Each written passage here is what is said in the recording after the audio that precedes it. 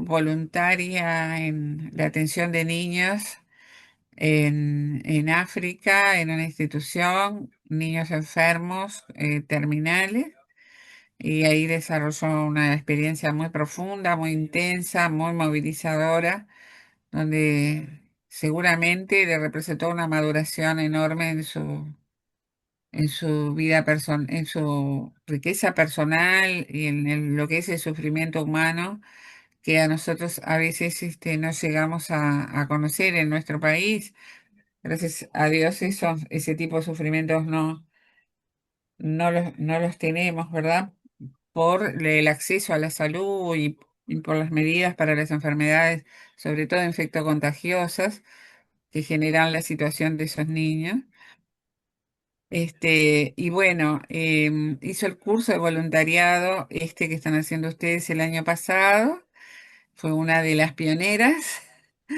Hizo una muy linda, un muy lindo desarrollo del curso y participación.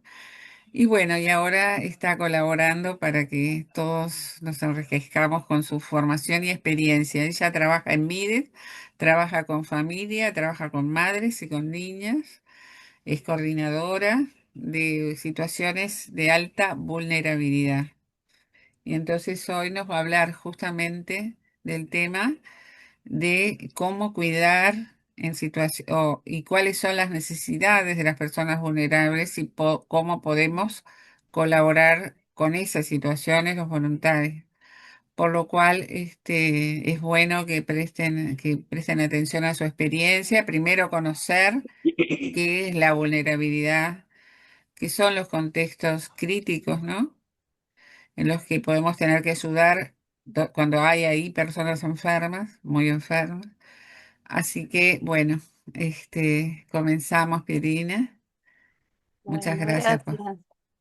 No, primero que nada, gracias a ustedes por estar acá hoy compartiendo este tiempo, este curso. También a Siembra Valores por esta oportunidad, por el curso que hice el año pasado, eh, el mismo que están haciendo ustedes ahora. Y bueno, la idea es compartir un poquito desde la experiencia y bueno, mi trayectoria laboral y personal y que sea un disparador para el intercambio, ¿no? Más que poder intercambiar, reflexionar a partir de algunos conceptos que pueda ir compartiendo con ustedes. Voy a presentar una presentación, a ver si se ven.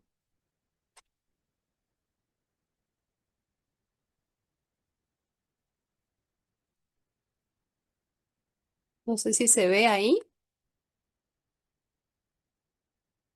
Sí, Sí, se sí, ve lo vemos perfecto. bárbaro. Perfecto. Sí, Se ve, se ve. está bárbaro. Bueno,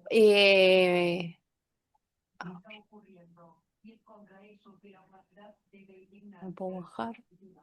Ahí. Bueno, como les decía, la idea para cómo nos vamos a ordenar en este ratito que tenemos para el intercambio es compartir, primero que nada, algunos aspectos conceptuales sobre lo que es la vulnerabilidad y después, bueno, reflexionar sobre un voluntariado sensible con personas en situaciones de vulnerabilidad y de enfermedad, y también de sus familias. En este ratito que tenemos, se enmarca dentro de un curso más amplio que, como ustedes saben, ya han visto temas que tienen que ver, bueno, con la búsqueda del sentido en la vida, en la muerte, todo lo que tiene que ver con el dolor, con el voluntariado y con el voluntariado específicamente en cuidados paliativos, eh, todo lo que nos compartían en el martes pasado, vinculado, bueno, a algunos principios orientadores para el voluntariado, también, bueno, en el marco de todo eso, hoy vamos a hacer foco en lo que es la vulnerabilidad. Y acá tener presente que son situaciones que todos somos o podemos ser vulnerables a lo largo de de nuestras vidas. Entonces, bueno, capaz que hay alguna situación que podemos ir mencionando en este ratito que nos podemos sentir identificados o tocados o que quizás en algún momento vivimos algunas de estas situaciones y nos pueden movilizar. Entonces, vamos a empezar con una aproximación conceptual, después hacer una referencia a lo que es vulnerabilidad y enfermedad, algunos principios que nos pueden orientar en las prácticas del voluntariado, los beneficios y los desafíos que podemos encontrar, tantos personales como grupales, en los procesos de voluntariado, algunas herramientas prácticas y bueno, una experiencia de voluntariado que quería compartir con ustedes por si le aporta.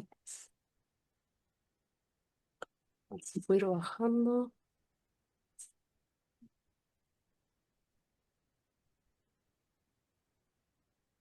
Me tranco un poquito ahora ahí. Entonces, cuando hablamos de vulnerabilidad, vulnerabilidad es un concepto que viene es una palabra que viene del latín, vulnus, que significa herida, y habilis, que es posibilidad. Entonces hace referencia a la mayor probabilidad de ser herido, ¿no? De ser dañado, de estar en una situación de riesgo, a mayor probabilidad de que algo nos afecte. Y no solo que nos afecte físicamente, sino, como dice ahí, también nos pueda afectar psicosocialmente, en lo psicológico, en lo emocional, en lo social, em, y nos puede afectar como personas o como grupo social, como comunidad, como familia.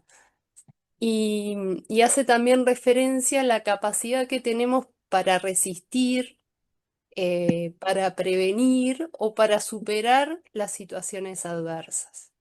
Entonces, hay personas y grupos que pueden salir fortalecidos de determinadas situaciones adversas, pero las personas que están vulnerables son aquellas que están con mayor probabilidad de riesgo o que han perdido transitoriamente o de forma permanente esa posibilidad de hacer frente a esas situaciones estresantes o situaciones que nos pueden afectar. Y este concepto trae como aparejado dos cosas, ¿no?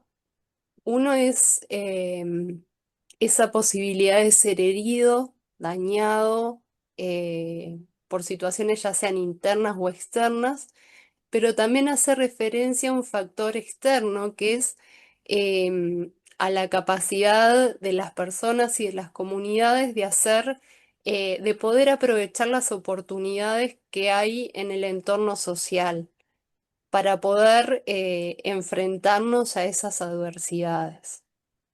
Entonces, no es que queda solo colocado en la persona, sino también en cómo como sociedad y como grupo y como comunidad se trata de ver las posibilidades que tienen esas personas de acceder a recursos que están ya sea en el mercado, en el Estado, en la sociedad, para hacer frente a la adversidad.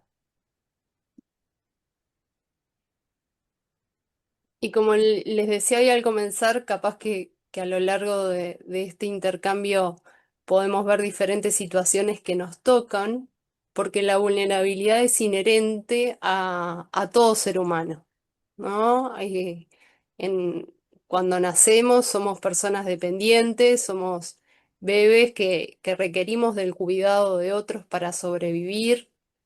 Después, cuando llegamos a etapas de adultos mayores, también vamos a requerir seguramente de cuidados.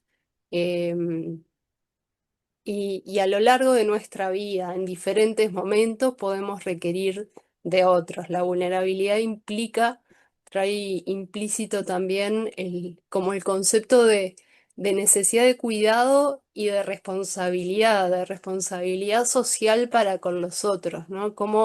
Em, Cómo ante la vulnerabilidad de determinadas personas o grupos, no somos ajenos a eso, sino que nos implica comprometernos por la dignidad de las personas.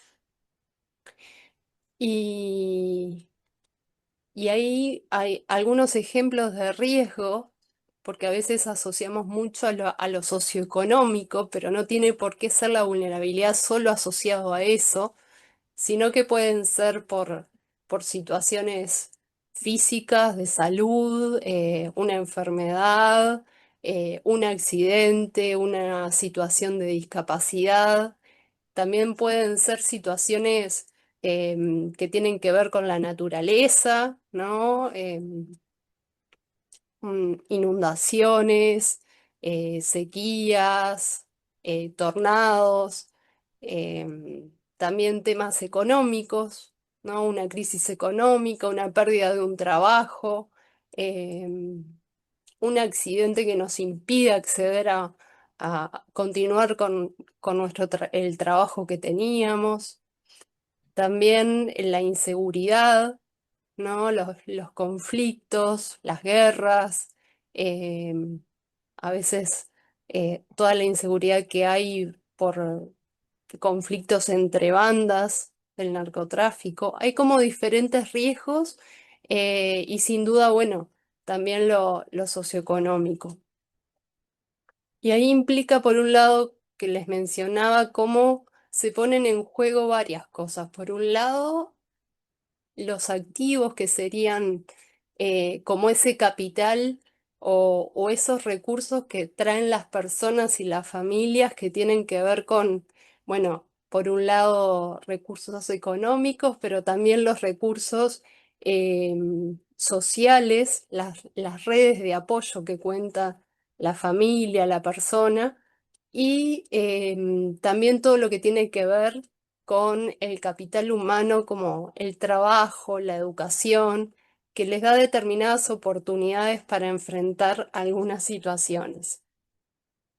Pero además de ese capital que traen, está la estructura de oportunidades, que sería, bueno, la sociedad, ¿qué oportunidades da a esas personas para salir de las situaciones en las que está o para poder tener cierto bienestar? Entonces, dependiendo de esa relación es si una persona está en situación de mayor o menor vulnerabilidad.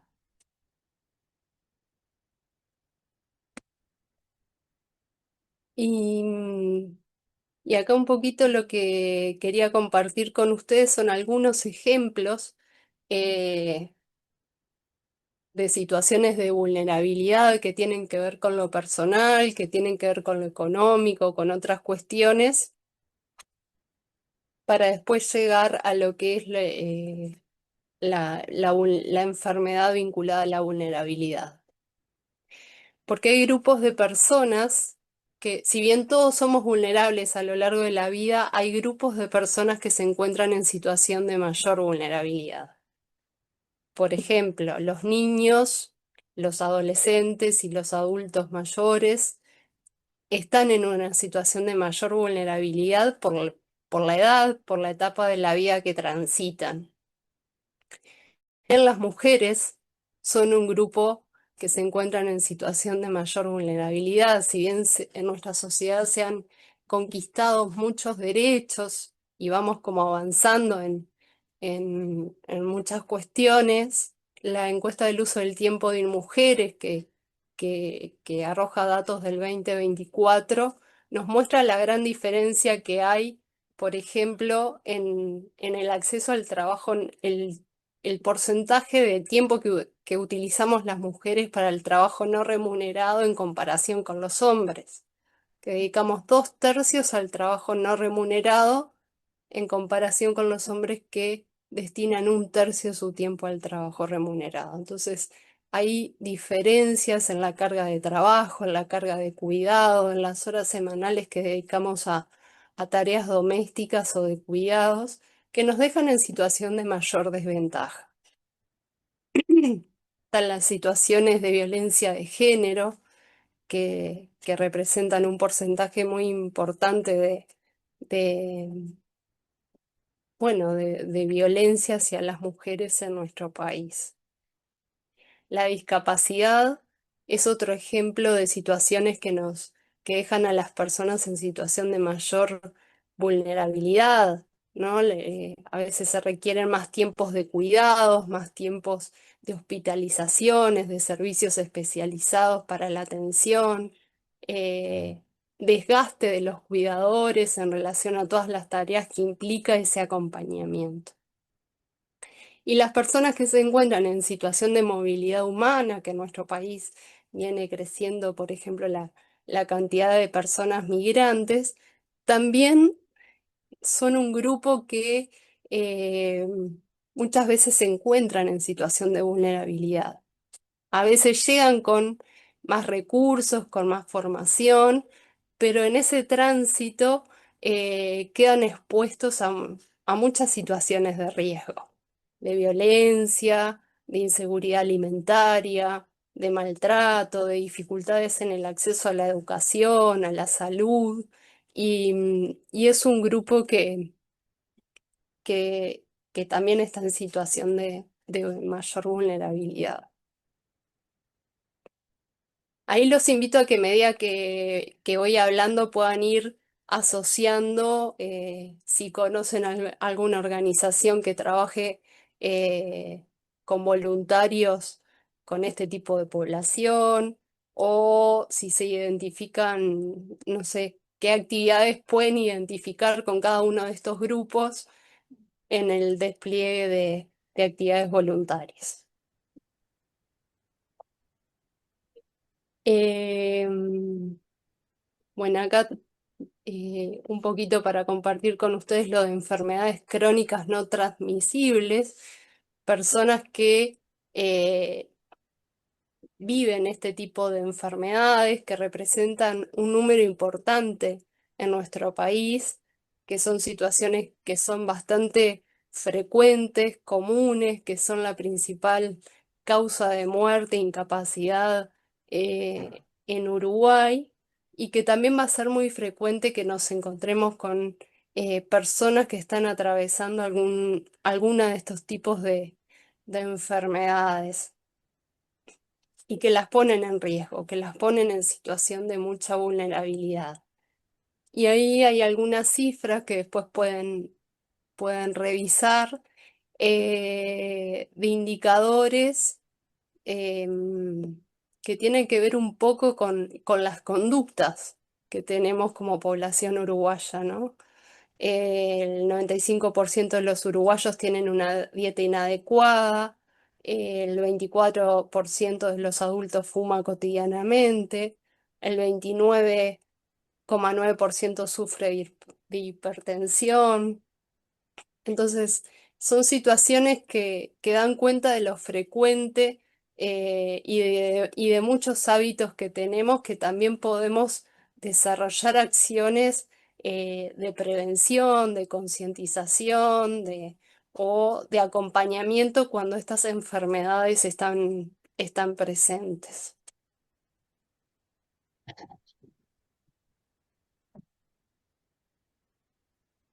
El, el el tema de la salud mental también lo traía como.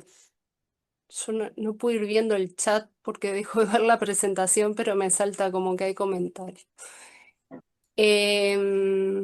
El tema de la salud mental también como algo que nos pone en situación de vulnerabilidad, ¿no? A veces minimizamos esto y bueno, hay situaciones que si no son atendidas y acompañadas de manera oportuna pueden tener consecuencias graves.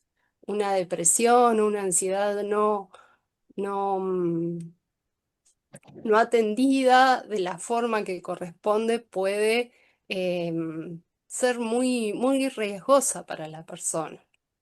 Entonces, aproximadamente el 18% de la población uruguaya ha sufrido algún episodio relacionado con ansiedad o depresión.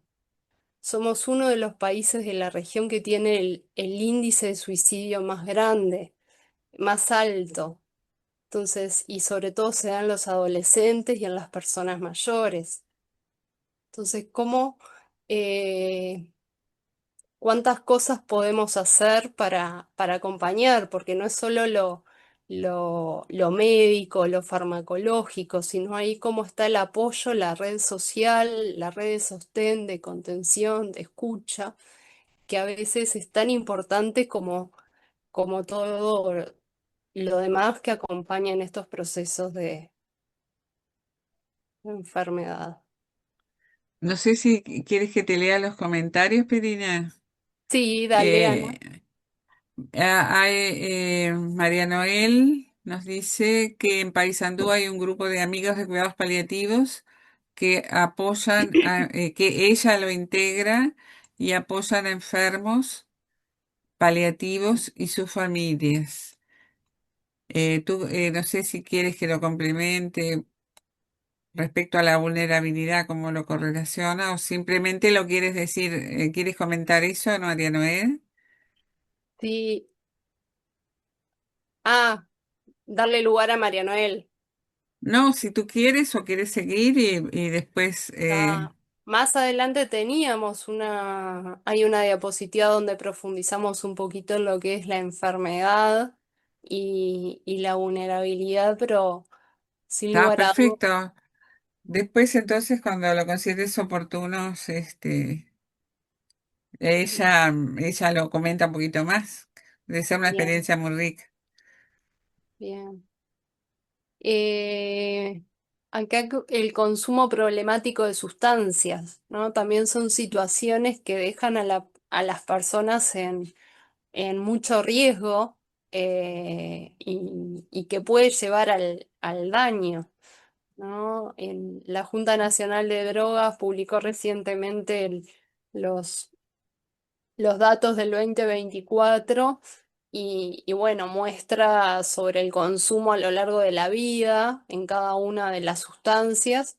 Y acá traje algunas cifras vinculadas al consumo problemático en los últimos 12 meses, que vinculado al alcohol es el 28,4% de la población uruguaya, en el consumo de marihuana 17% de consumidores en los últimos 12 meses tiene un uso problemático y en la cocaína el 35% de las personas que consumen cocaína en los últimos 12 meses.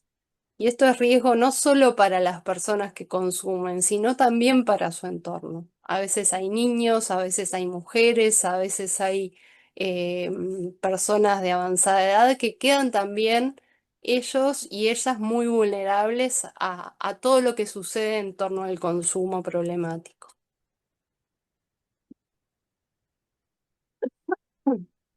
Y como mencionaba al inicio, a veces asociamos la vulnerabilidad a lo socioeconómico. Y sí, la pobreza trae aparejado un montón de situaciones de vulnerabilidad y de dificultad de acceso a derechos, pero no es lo único eh, a lo que tenemos que asociar el concepto de vulnerabilidad, sino que es más amplio. Pero bueno, todas las personas que están en situación de pobreza son personas que están vulnerables, son familias que están expuestas a la vulnerabilidad porque no acceden a, a cubrir sus necesidades básicas. Acá están los datos del INE, que si han podido escuchar en las últimas semanas estuvo actualizando los datos de pobreza en nuestro país. Y bueno, el 13,4% de los hogares está en situación de pobreza. Y eso, si lo llevamos al tramo de edad de niñas y niños menores de 6 años, ¿cómo se dispara a un 32%? Entonces, por eso se habla de la infantilización de la pobreza, ¿no? Como la pobreza tiene cara de niños y de niñas y adolescentes, porque en los hogares donde hay niñas y adolescentes es donde está concentrada la pobreza en nuestro país. Y si bien la pobreza se mide en términos de ingresos, de cómo se cubre una canasta de alimentación básica y no básica, recientemente en nuestro país se está haciendo un índice de pobreza multidimensional que considera como otras dimensiones: la educación, la salud, el empleo, la vivienda, la alimentación.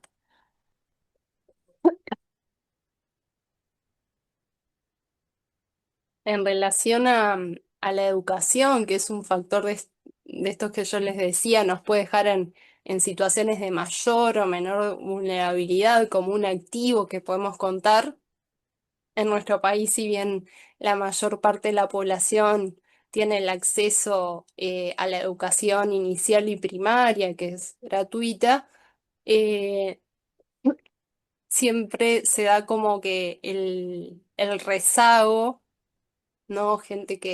Personas que no avanzan en su trayectoria educativa como se espera, y el nivel educativo que muchos adolescentes y personas que no continúan sus estudios.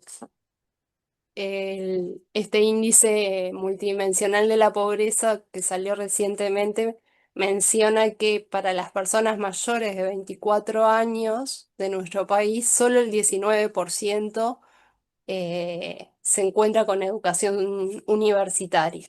Entonces, ¿cómo comienzan después las brechas sociales en relación al nivel educativo? Que no es lo único, pero que puede ser un predictor de las oportunidades laborales o otro tipo de oportunidades a las que se puede acceder.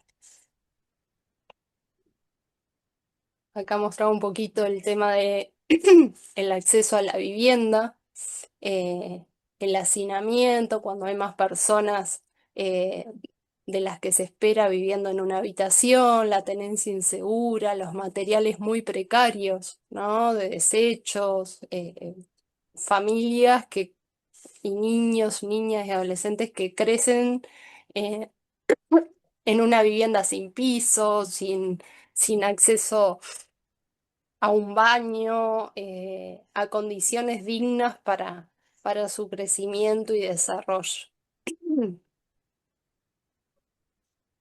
La inseguridad alimentaria, ¿no? La inseguridad alimentaria moderada y grave, que es cuando, bueno, está la preocupación por el acceso a alimentos, pero también en muchos hogares en nuestro país, a veces los adultos e incluso los niños se saltean alguna de las comidas. Entonces, hemos visto mucho esto de las ollas populares, de diferentes opciones y movimientos sociales para asegurar la alimentación. eh, pero bueno, debería ser un derecho que todas y todos podamos acceder a una alimentación saludable. En relación al empleo también se dan situaciones de mayor vulnerabilidad, por ejemplo, en los hogares pobres, el 71% de los trabajadores se encuentra en la informalidad.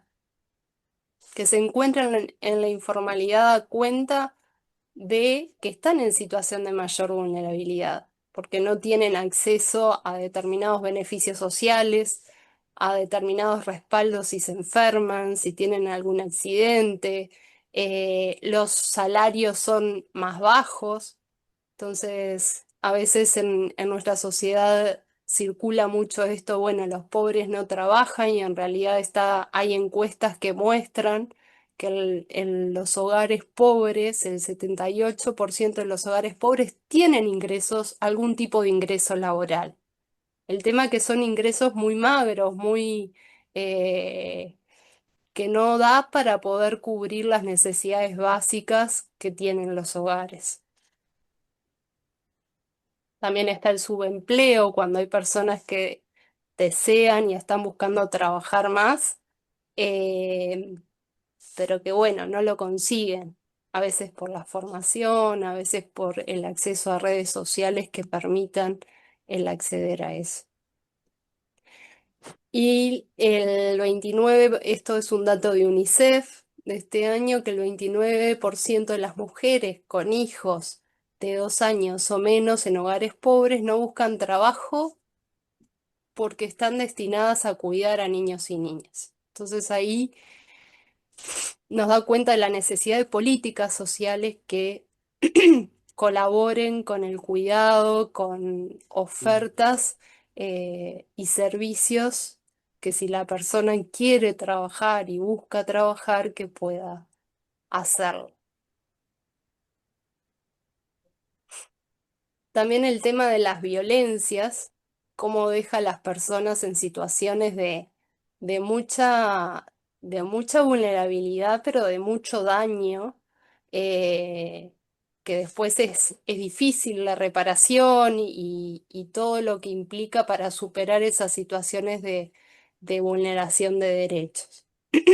Está el CIPIAB, que es el Sistema Integral de Protección a la Infancia y la Adolescencia contra la Violencia, donde en las cifras que presentó este año delata 24 situaciones de denuncia por día que todos sabemos hacia niños, niñas y adolescentes, que sabemos que lo que llega a una denuncia eh, no son todas las situaciones. Muchas de las situaciones quedan a la interna de los hogares, no se llegan a denunciar, pero es grave el daño que se está generando hacia niños, niñas y adolescentes.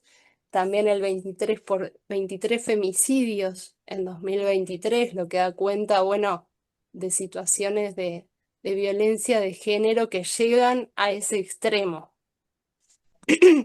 Entonces acá hay todo un campo de vulneración y, y un campo para desplegar un montón de acciones que se pueden pensar eh, en estas situaciones de vulnerabilidad.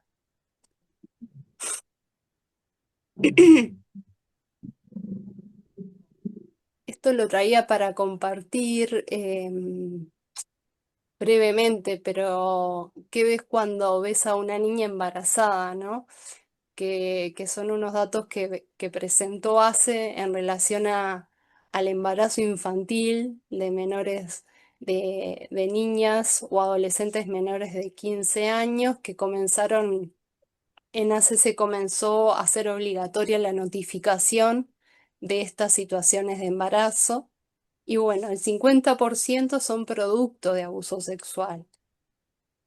Entonces, da cuenta de que niñas muy pequeñas sufren situaciones de abuso. En el 16% no se puede descartar el abuso.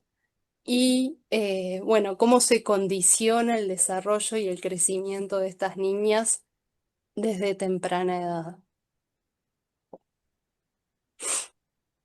La situación de calle, también esto lo vemos cotidianamente.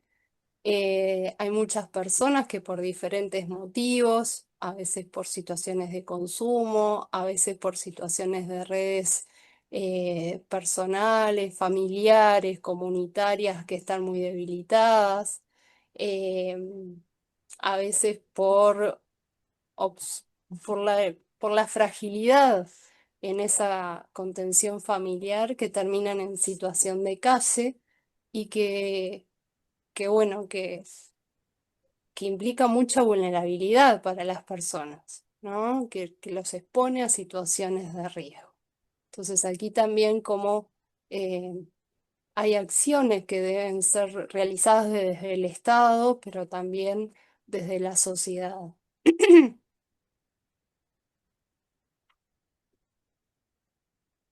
Acá quería compartir con ustedes brevemente lo de las personas privadas de libertad, que son un grupo también en situación de mucha vulnerabilidad. Somos un país que tenemos muchas personas en las cárceles y sobre todo las mujeres privadas de libertad y las infancias, las niñas o niños menores de 4 años que conviven en las unidades penitenciarias estas son las infancias que están en mayor riesgo, en mayor situación de vulnerabilidad, que se desarrollan tras una cárcel, con vínculos violentos, con un sistema que no está pensado para el desarrollo de niñas y niños.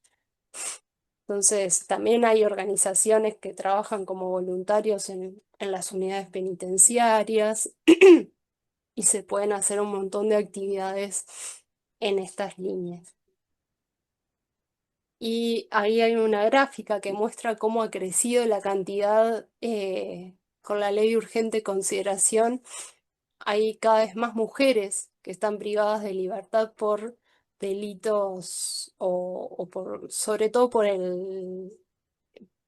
ingresar drogas a las cárceles al llevarle a los hombres, pero cómo se ha disparado el número de niños que están con las mujeres dentro de la cárcel, ¿no? Hasta el 2023 había un promedio de 30, 35, 40 niños, y el año pasado habían 72 niños en diferentes unidades del país.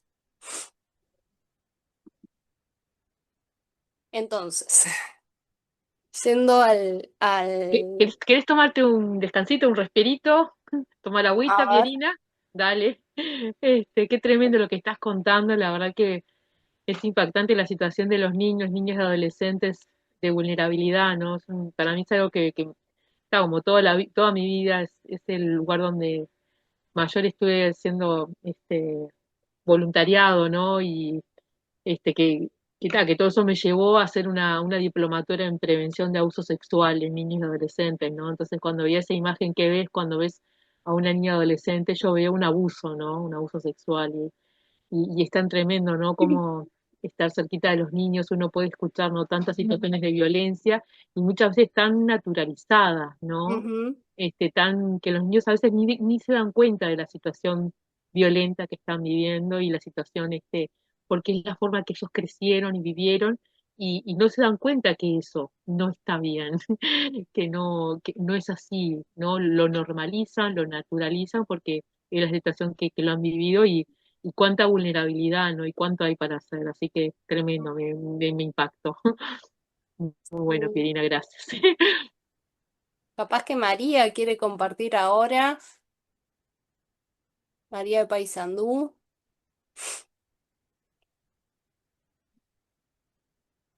No sé si estás por ahí, María. O alguien que quiera comentar algo de lo que hablamos hasta ahora, de lo que hablé hasta ahora. Ejemplos de la habilidad, abundan. Es bueno que reflexionemos los que vivimos o en épocas de nuestra vida también los podemos haber tenido, ¿no? Este, porque no, digamos, la vida normal se nos altera y, y por razones de cosas que ocurren en nuestra vida, en nuestra historia, en nuestra biografía, y estamos vulnerables, ¿verdad?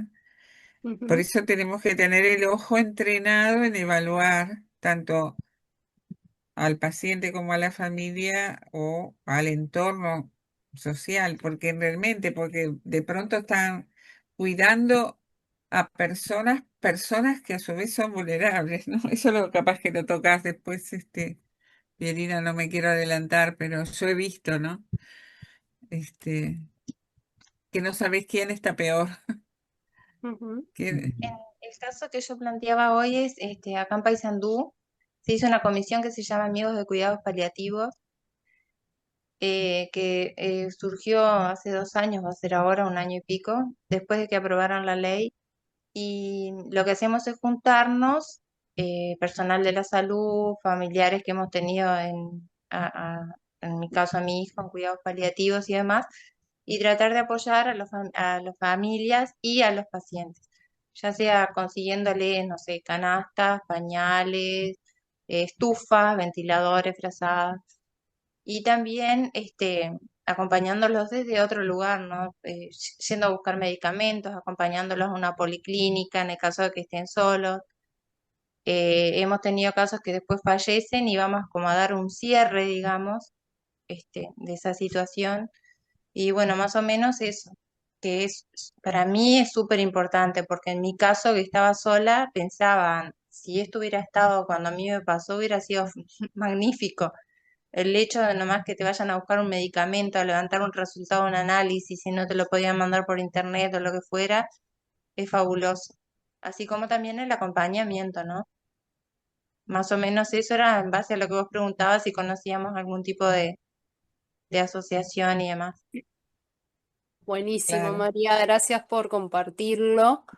Y acá traías, resumiste con un ejemplo varias de las cosas que se plantean en esta diapositiva, ¿no? De la importancia de, bueno, de ser proactivos, de ofrecer apoyo, de ofrecer una escucha activa, de, tú decías, si hubiera existido esto cuando yo vivía esta situación, ¿no? Poder identificar qué redes de apoyo tiene la Sí. persona, pero qué redes de apoyo también hay en la comunidad, en el territorio, en la zona donde está o a qué se puede acceder y qué recursos hay disponibles.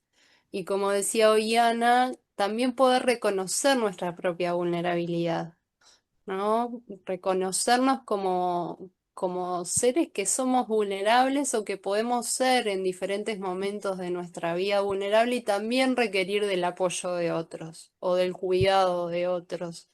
Y ahí cuando sea la situación de poder acompañar en a personas que están en cuidados paliativos, también reconocer si estamos en el momento adecuado para hacerlo o si podemos apoyar en estos momentos, de qué forma o desde qué lugar, si estamos transitando un duelo o una situación similar a la que vamos a acompañar.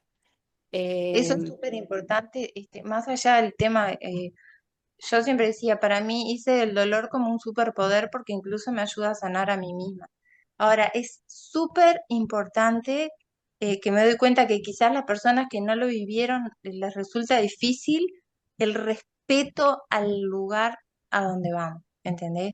No puedes caer en una casa donde hay un enfermo paliativo sin previamente mandar un mensajito, saber si lo pueden recibir, porque de repente pasaste una mala noche, la persona que vas a ver no tiene ganas de ver a nadie, yo qué sé, me parece que por encima de todo, eso es súper importante, más desde el respeto, capaz que desde el dolor que produce para mí, tal, la sufrí, pero hoy por hoy es como un privilegio poder acompañar a una persona en esa situación. Claro, porque lo viviste, salís fortalecido y podés apoyar a otros desde esa experiencia y sabiendo que hay cosas que colaboran y otras que son necesarias revisar, ¿no? Ujú. La llegada, eh, Sí, sea una persona que está enferma o sea cualquier hogar que sí, está en una situación de vulnerabilidad, tenemos que ser muy cuidadosos en eso. sí, Cómo exactamente. llegamos al hogar, en cómo planificamos la llegada, si tenemos posibilidad, como tú decías, de coordinar previamente ese encuentro, esa entrevista, o a veces las situaciones igual pueden cambiar de un momento a otro muy rápido. Entonces, ¿cómo tenemos la flexibilidad de, al momento de la llegada, de que si la situación cambió o si la familia o la persona en esos momentos no está disponible o está disponible en un escenario diferente o es un ratito, aprovechar esa oportunidad del encuentro, ¿no? Sea el ratito que sea, es un momento especial, único. eh, pero siempre desde ahí, como tú decías, con mucho respeto, con mucho em, respeto al otro y a la situación que Sí, está tal cual. viviendo. Mm. Y acá nos metemos un poquito más en esto de la enfermedad y la vulnerabilidad, ¿no? Porque las personas que están atravesando una enfermedad están en situación de mucha vulnerabilidad y altera a todas las dimensiones de la persona, ¿no? desde el primer encuentro, quienes estuvieron en la charla presencial, pero después el martes pasado también, lo físico se altera, ¿no? Aparecen todos los síntomas, los dolores, los malestares, pero no solo es lo físico, también está lo espiritual, cómo nos replanteamos determinadas situaciones, nos cuestionamos toda la vida, nuestras trayectorias, está lo emocional, ¿no? Los miedos, las tensiones, las preocupaciones, también está cómo nos cambia en lo social, en los encuentros con otros, en las rutinas o las salidas que solemos tener a veces, o cómo nos cambian todos esos espacios sociales y el significado en el encuentro con los otros, ¿no? Eh, que eso pone a la persona en situación de mucha vulnerabilidad. Hay muchos miedos, muchas tensiones, mucho estrés, mucho agotamiento, sufrimiento, que no es solo físico, sino como aparecen todas las otras dimensiones de la persona que después a lo largo del curso vamos a ir viendo que a veces el dolor no es solo físico, como decía también en el encuentro presencial, el doctor que, que a Álvaro veces Vila. Álvaro, que si no es solo tenemos que tener una mirada más compleja, ¿no? Eh, de todas las dimensiones que, que tiene la persona y que se ponen en juego. Y la Hay, familia, sí, Ana. no, hay una, Claudia quiere dar otro ejemplo, si quieres Sí, ahora o sí, sí, sí, sí, sí, aprovechemos el... Claudia, puedes Hola, hablar, buenas si quieres. noches. Pierina, ¿me escucha ahí? eh, ¿Sí? Sí, perfecto. Bueno, escuchando a la compañera de Paysandú, bueno, yo soy Claudia, soy la directora de la Fundación Hilo Rosa. Es una fundación que es un ejemplo también, como otras compañeras que hay acá en el grupo, que abarca todo esto que estás comentando. Mientras te escuchaba, hablabas mucho del enfoque en los niños, los adolescentes, pero es una mirada amplia a todo lo que es la vulnerabilidad en las personas, ¿no? En Ujú, nuestro caso, por ejemplo, la escucha activa está presente dentro de los grupos de mujeres que transitan la enfermedad del cáncer, tanto hombres como mujeres, porque en el Instituto Nacional del Cáncer lo que se hace es ese acompañamiento, la escucha activa, tener esa mirada biopsicosocial y tratar de abarcar mucho más que esa mirada de que solo se enfoca en la enfermedad, para poder trabajar todas estas cosas vulnerables que estás hablando, como por ejemplo la alimentación, el abandono, muchas cosas que pasan en el entorno de una persona. En nuestro caso, y es lo que más me interesa, es poder trabajar paliativos en pacientes oncológicos puntualmente, que a veces obviamente tienen todos estos factores de las enfermedades no transmisibles porque tienen muchos de esos componentes. Pero me parece fascinante lo que comentabas y me encanta la presentación que hiciste porque tenía muchos ejemplos de niños y al principio como que no me enganché y dije, pero qué buena información para saber del Uruguay y tú trabajando en MIDES. Pero parte de lo que muchos que los que estamos acá, que somos ya voluntarios, que tenemos años de voluntariado, sí se trabajan todas estas dimensiones que estás comentando. Y no, quería decir eso como un ejemplo, dije, nosotras tenemos nuestra propia institución como ejemplo para comentar que sí se trabaja y se trata de trabajar con los niños. A veces están muy vulnerados no solamente la mamá, la familia, sino en el medio hay adicciones que vulneran a esa criatura.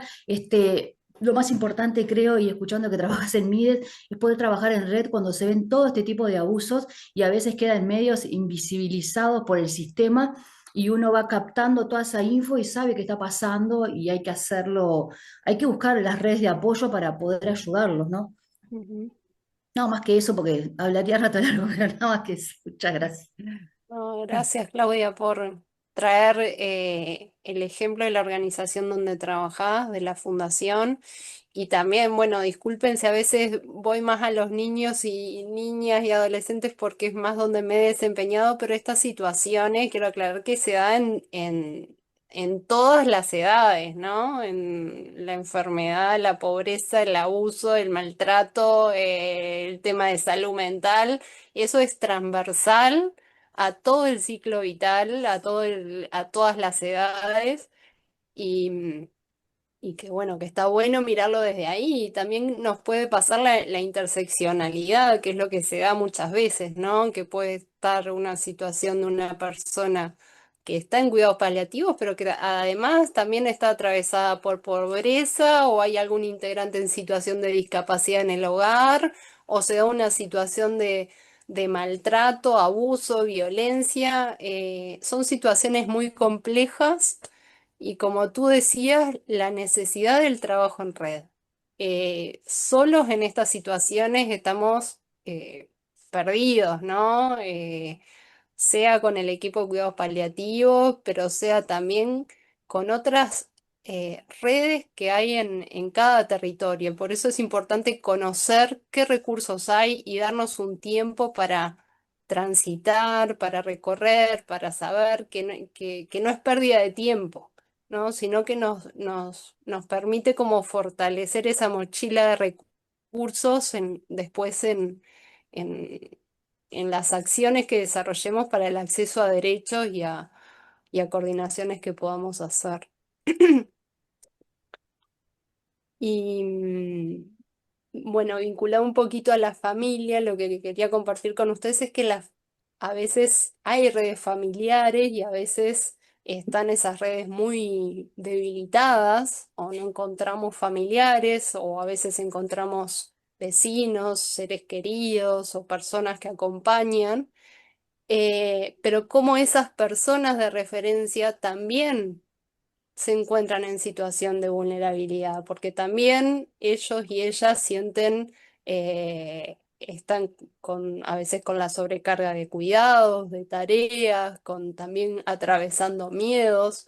Entonces, ¿cómo tenemos que ser muy respetuosos en la comunicación con esas familias, en ver hasta dónde nos habilitan, cómo llegamos de una forma muy humilde y cuidadosa al encuentro, ¿no?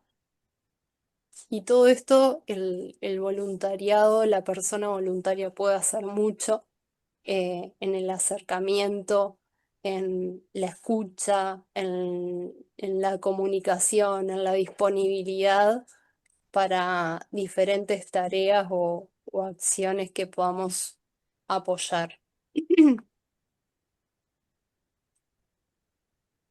Acá hay como una lista de principios que nos pueden orientar, que como decía Claudia, la mayoría somos voluntarios o hemos desarrollado acciones, eh, pero bueno, y se han ido mencionando también en el curso, ¿no? La persona en el centro, la dignidad de la persona, el respeto a la persona que tiene derechos por el solo hecho de ser persona, ¿no? Y cómo eh, buscamos la dignidad siempre y escuchar lo que nos trae, sus fortalezas, sus miedos, sus preocupaciones, la empatía, el, el respeto a las creencias el respeto a lo que nos pueda plantear, pero también a sus creencias, que a veces pueden ser diferentes a las nuestras, pero cómo vamos al encuentro desde una actitud de respeto total.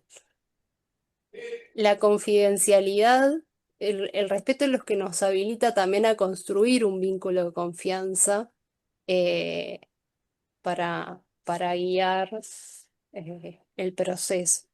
La escucha activa, la comunicación, que a veces se tiene que adaptar, eh, no solo por el tipo de comunicación que use la persona, sino a lo largo de, del ciclo de vida de la persona. El apoyo integral, ver con una mirada amplia qué es lo que necesita esa persona en ese momento y qué nos requiere, qué es lo que nos pide. Una actitud de apertura, de serenidad, de paciencia. No puedo ir con mis nervios, con mis ansiedades, con mis preocupaciones al encuentro con el otro, ¿no? En esos momentos tengo que poder poner un límite y poder acompañar con mucha tranquilidad al otro.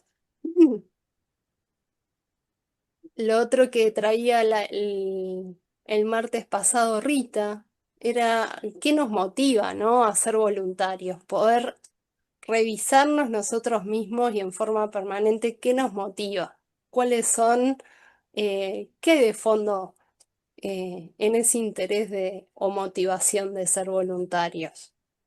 La importancia de la formación y de la información, porque a veces nos encontramos ante situaciones que no tenemos por qué saber todo, pero si sabemos que vamos a ir al encuentro de determinadas situaciones, ¿cómo nos informamos previamente o buscamos material o tratamos de formarnos?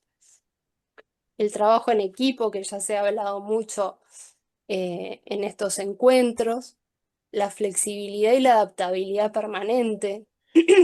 Si voy con una estructura rígida y hacer lo que yo tenía pensado y no soy capaz de flexibilizarme cuando algo es diferente o cuando la persona requiere otra cosa que no es lo que yo pensé que iba a hacer, como contaba el otro día Jimena,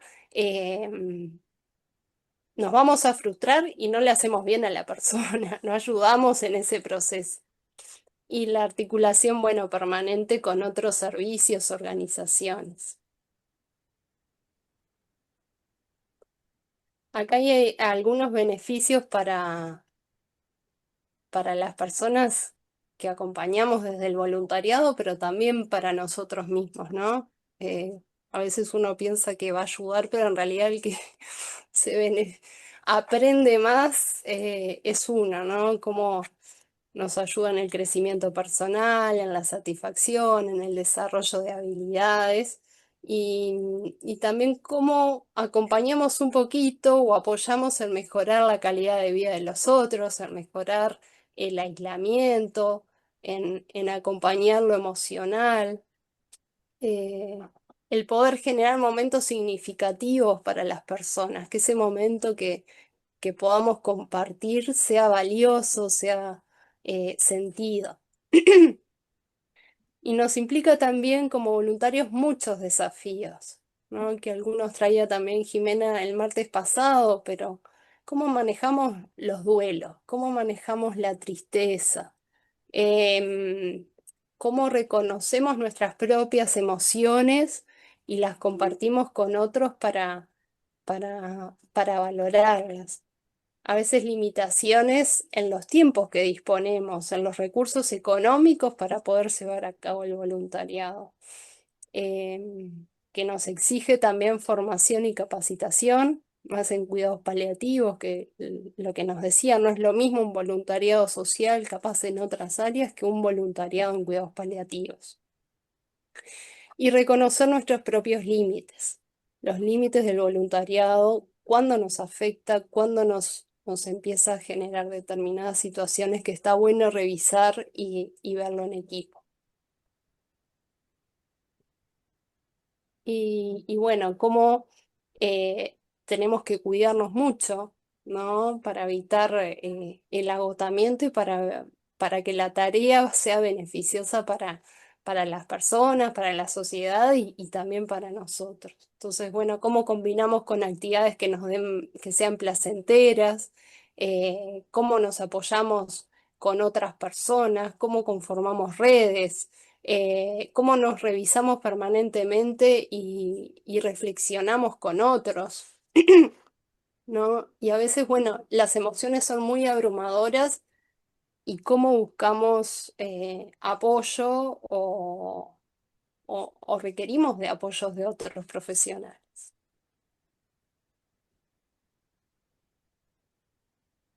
¿Algo que quieran comentar hasta acá?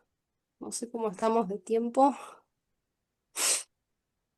Sí, Estamos ahí cortitos, estamos cortitos, son y media pasadas, pero vamos bien, vamos bien. Ahí están levantando la mano. sí. Cintia, Sí. Hola, bueno, un gusto, Hola. Cintia de Fundación Honrar la Vida, madrina voluntaria. Bueno, lo que quería decir del tema del rol del cuidador, hicimos un seminario, fuimos a Argentina también y hablamos mucho del tema que es el rol de cuidar al cuidador, porque, claro, nosotros en cuidados paliativos o como madrinas de la fundación o voluntarias, siempre estamos pensando en el paciente, pero qué importante que es cuidar al cuidador en todas esas, en todo eso que hablaban, ¿no? Del manejo del duelo, del cansancio, del límite, del saber cuándo uno tiene que decir hasta aquí puedo o hasta aquí no puedo, porque nos perjudicamos a nosotros, pero perjudicamos también al paciente y a todo nuestro entorno, a la familia. Así que bueno, quería decir eso, que estuve en Argentina en un seminario muy lindo, en donde hablaron de la importancia de cuidar al cuidador. Eso quería aportar. Muchas gracias, Perina. Gracias, Cintia. Sí, tan importante como cuidar a la persona, ¿no? Miriam. Levanto, Miriam, acá. ¿Qué tal? Quería comentarles algo respecto a estos comentarios que ustedes han hecho también y que hizo María también, ¿no? Este, una de las, lo que yo más estoy haciendo en este momento, es apoyar a las ancianas, algunas de las ancianas conocidas en la iglesia. Y uno va teniendo distintas, situaciones que se van presentando, ¿no? Una de ellas partió en febrero y ella estaba en una residencia. Yo me sentí muy fuerte para acompañarla, para rodearla, pero llegó el momento de su partida y yo dije a la institución que iba a volver para hacer ese cierre que comentó María. Y me pareció muy interesante esa posibilidad, ¿no? Porque las demás ancianas me veían y querían charlar con uno, conversar y saludarnos. Era muy lindo, la verdad que fue una experiencia, para mí fue nueva, pero muy interesante. El asunto es que a veces nos sentimos tan fuertes para enfrentar determinadas situaciones, pero no pude ir nunca a ese cierre. Y ya van varios meses. Y el otro día hablé con la supervisora y le dije como que no había sido fácil para mí este, hacer ese cierre que yo quería o seguir visitándolas y viéndolas como algo natural de lo que habíamos vivido, ¿no? Porque para ellas es muy difícil, vi que ellas me comentaban cuando alguna otra partía, que les dije alguna palabra, era increíble todo eso que se fue dando, pero no lo pude hacer y en eso estoy compartiendo una limitación mía, ¿no? Hasta dónde uno puede y se siente fuerte y en el momento dije yo voy a venir, pero no he podido, ¿no? Y bueno, espero que poder vencer eso, incluso les comento cómo uno queda, no se da cuenta hasta dónde queda afectado, pero me costó pasar, cerca del barrio cuando fui, me costó pasar, ¿no? Como que me venía ese dolor, ¿no? Es increíble cómo, uno queda emocionalmente afectado de alguna manera, ¿no? Era alguien muy especial para nosotros, ¿no? Bueno, eso por un lado. Y por otro lado, ayer me sucedió algo gracioso. Fui a ver a otra señora, 91 años, tenían la misma edad, y con ella hacía tiempo que yo no la veía. Y me preparé, con la hermana, bueno, cómo podía ir y qué podía llevarle. Y bueno, me dice, flancito puede ser. Bueno, y yo me preparé un flan, una sopa de brócoli para compartir con ella.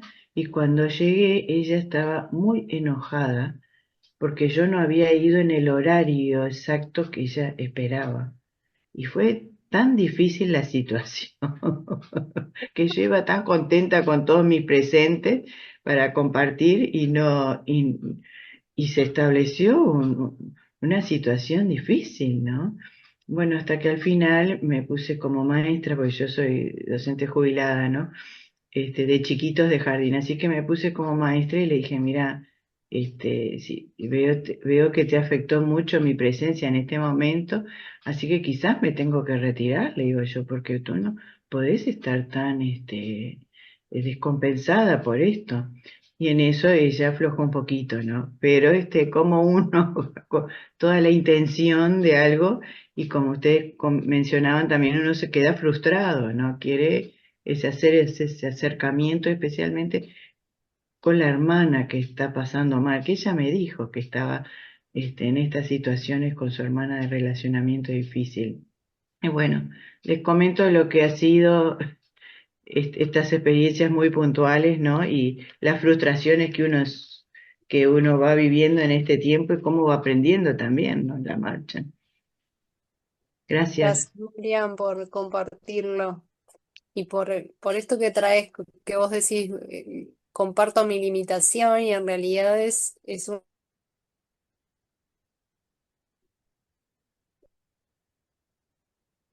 A ver, parece que se desconectó. como a veces hay que poner un poquito de distancia para reacomodarse, ¿no? Ujú. Mm, Y bueno, gracias.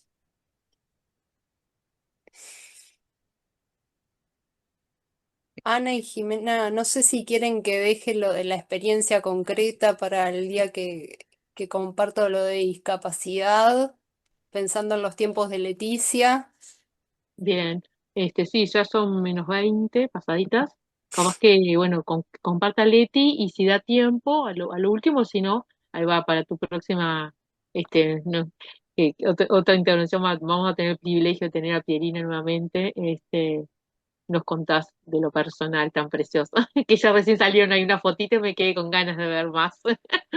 Un flash ahí nos mostraste, pero sí, excelente. Muchas gracias, Pierina. La verdad que súper enriquecedor todo lo que nos contaste, tu experiencia y bueno, esto de animarnos, de cuidarnos y de ir a más. Así que precioso, muchas gracias, y Muy rica mostrarnos la esto. presentación, Excelente, sí, precioso. muy rica la presentación, un análisis desde el punto de vista de la vulnerabilidad, que después también cuando lo analizamos desde otro punto de vista, ¿no? Del sufrimiento, de los recursos, se vuelven a dar estas situaciones. Pero yo estaba pensando, bueno, pero ver la vulnerabilidad como me nació esta reflexión y se las comparto.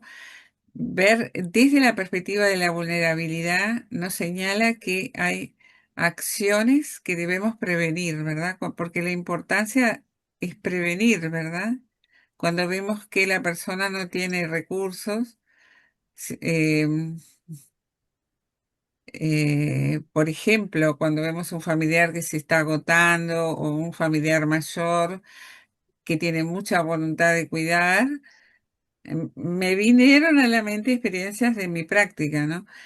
Y sí actuar a tiempo para que esa persona se refuerce, ¿verdad? Hacer un comentario. Desde el punto de vista de si soy voluntario, puedo decirle a un hijo cuando viene, pero parece que la señora se cansa mucho o no está comiendo o no está durmiendo bien, como un aporte, digamos. eh, Desde el conocimiento, ¿verdad? Que tienen de que si hay una persona que está teniendo pocos recursos, todo el sistema de la forma de cuidar y los resultados de cuidado van a ser pobres, ¿no?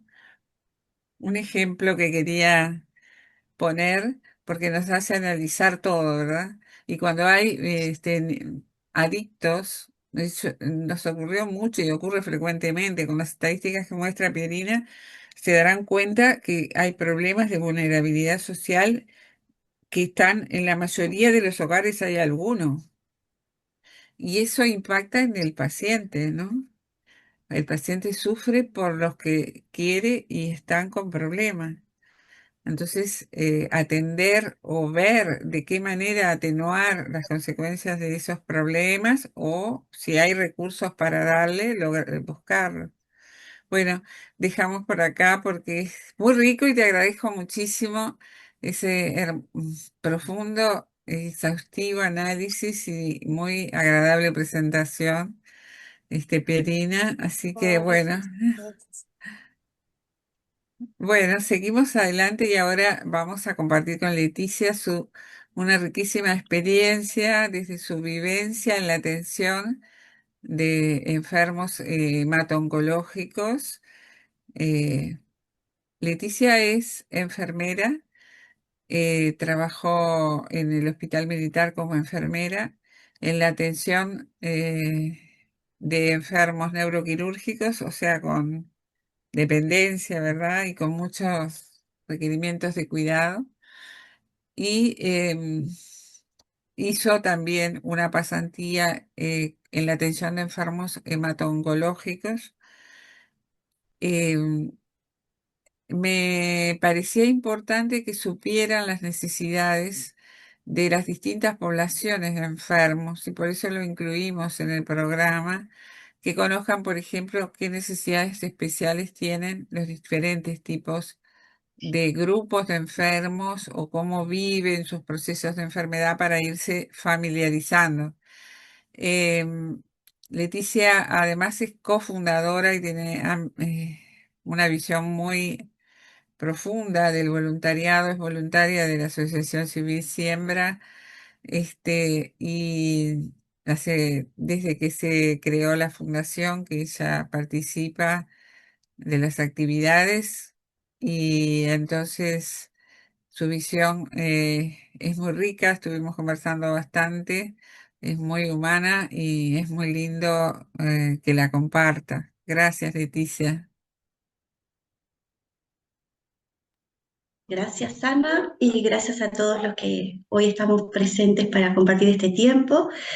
Como decía Ana, me había olvidado, Ana, comentarte que estuve también en nefrología, en Ah, diálisis. bueno, Sí, yo me olvido. Pero bueno. sí, yo me retiré hace 2 años, más o menos 2 años y medio, pero una vez que finalicé esa etapa, digo, no más hospital, pero no pude decir no más hospital. Y acá estamos siempre involucradas con alguien que necesite ayuda en ese ámbito. Yo quería compartirles un poquito para iniciar un cuento, ¿no? Como para romper hielo de una bibliografía que me pasó Ana, que me tocó mucho, me identifiqué mucho, yo creo que tal vez ustedes pueden identificarse, es una historia muy cortita, y le voy a pedir a Vale Martínez que si lo puede compartir, lo puede leer ella. Así lo hacemos un poquito participativo, por lo menos para el cuento. ¿Me dejás, me lo enviaste? Ahora te comparto, mira, lo voy a proyectar. Dale.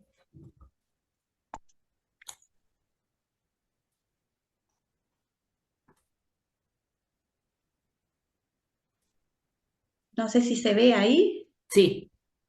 Sí. Había una vez, hace cientos de años, en una ciudad de Oriente, un hombre que una noche caminaba por las oscuras calles llevando una lámpara de aceite encendida. La ciudad era muy oscura en las noches, sin luna como aquella. En determinado momento se encuentra con un amigo. El amigo lo mira y de pronto lo reconoce. Se da cuenta que es Guno, el ciego del pueblo. Entonces le dice, ¿qué haces, Guno? Tú, un ciego con una lámpara en la mano, si tú no ves. Entonces Guno le responde, yo no llevo la lámpara para ver mi camino, ya conozco la oscuridad de la calle de memoria. Llevo la luz para que otros encuentren su camino cuando me vean a mí. No solo es importante la luz que me sirve a mí, sino también la que yo uso para que otros puedan servirse de ella. Bien, cuentito o cuento me llamó mucho la atención porque tal vez nos encontramos como uno con algunas dificultades o algo que no está resuelto en nuestra vida, pero podemos llevar luz a los demás a través de nuestras acciones, a través de este compromiso que estamos haciendo ahora con este voluntariado o extendiendo un poquito la preparación que ya algunas tienen en el voluntariado, para que esa luz sea un poquito o alcance a otro tipo de población, como hablaba Pirina también, de vulnerabilidad. Entonces, me llamó la atención, estos días estuvieron hablando un poquito de las diferentes definiciones en cuanto al voluntariado de cuidados paliativos, de esa palabra última que dicen, es la que yo uso para que otros puedan servirse. Entonces, ese servirse, ese brindarse, dejando de lado lo que nosotros también estamos tal vez sin resolver, para que se sirvan de nosotros, para que puedan transitar este valle de sufrimiento de la mejor manera posible. Y creo que es muy gratificante también para nosotros, porque reconocemos que aún no tenemos todas las cosas resueltas, pero sí podemos llevar a otros a tener eh, un beneficio de nosotros, ¿no? Con un corazón dispuesto hacia el servicio. Eso es lo que a mí hoy me motiva, es poder estar y compartir un poquito mi experiencia. Como comentaba Ana, cuando me extendió la invitación, eh, estuve trabajando más o menos 12 años con pacientes neuroquirúrgicos, muy dependientes, dependientes en su totalidad, muchas veces bajaban al piso porque en ese interín no había cuidados intermedios, entonces era como un CTI intermedios, con tubos, con traqueostomías, bueno, como podrán tal vez imaginarse, ¿no? Paciente completo de cuidado extremo, donde la familia tampoco sabía cómo hacerlo. Y lo primero que hacíamos como equipo, como enfermeras, bueno, empezar a trabajar con la familia para que la familia se pueda ubicar en esta nueva situación y bueno, empezar a recuperar ese paciente para que ellos también se lo puedan llevar a la casa, si había posibilidades de que pudieran sobrevivir, y pudieran hacerlo ellos de la mejor manera posible. Entonces el acompañamiento empezaba desde el día uno, más allá de las tareas de enfermería que ellos requerían, como el baño, la medicación, la alimentación también por sondas nasogástricas, el cuidado de la traqueostomía, la aspiración y bueno, todo lo que implicaba empezar a rehabilitarlos en la parte motora, el habla, bueno, un paciente completo para rehabilitar, empezar a sentarlos, cómo sentarlos, empezar a buscar recursos que tal vez ellos no tenían en el domicilio, pero que podíamos hacerlo artesanalmente, para que ellos pudieran movilizarse y poder acondicionar ese hogar para cuando ellos pudieran ir a la casa y seguir la rehabilitación, porque también son pacientes con rehabilitación de larga duración, el paciente neurológico, pero siempre apuntando a un acompañamiento integral y viéndolo desde ese otro lado, no solo como el paciente que tiene de cama tal, sino como Juan, que está transitando un accidente vascular o que fue víctima de un accidente de tránsito y quedó cuadripléjico,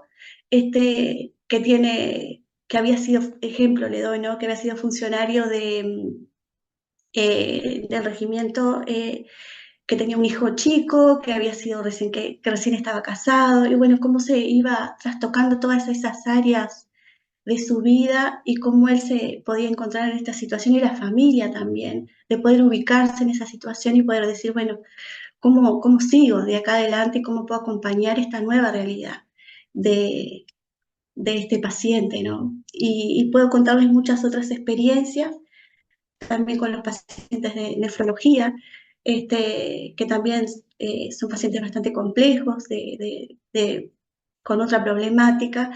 Pero cuando Ana me invitó, también mi experiencia personal, más que nada en lo hemato-oncológico, que es a lo que hoy un poquito íbamos a hablar, es a través de lo que viví con mis padres, más allá de una pasantía que logré hacer en ese momento. Yo justamente cuando ingreso al hospital como enfermera, yo me recibí en el 96 y en el 98 ingreso al hospital en el 98, en el 99 a mi papá lo diagnostican con leucemia. Él tenía en ese entonces 45 años. Y bueno, el servicio de hemato-oncología estaba ahí al lado de mi sala, que prácticamente era un mismo servicio, a diferencia de que había un pasillo y una puerta que nos separaba. Pero siempre estábamos vinculados porque trabajábamos un poco en conjunto y nos apoyábamos como enfermeros. Y él ingresa a ese servicio de hemato-oncología, donde yo tenía ciertas experiencia, pero poca, digamos, ¿no? Más que nada de estar un poquito acompañando, pero no preparar, no pertenecía a ese servicio. Entonces, ahí él transita la leucemia, fue trasplantado al año, y bueno, al otro año él fallece por una complicación también, porque el trasplante de médula ósea no fue efectivo, ¿no? Fallece joven. La situación familiar nuestra era compleja porque teníamos mi mamá joven también, mi hermano, el más chico, tenía 7 y mi hermana, la otra menor, 13. ¿Por qué les cuento un poquito esto? Porque desde esa instancia hasta mi hoy, del año pasado, he seguido transitando ese mismo servicio de hemato-oncología por otro tipo de patologías que las padece mi madre hoy. Ella tuvo también un linfoma. Al principio debutó con un cáncer de riñón. Al finalizar el tratamiento de cáncer de riñón, resultó que en la tomografía de control tiene un linfoma en Hodgkin.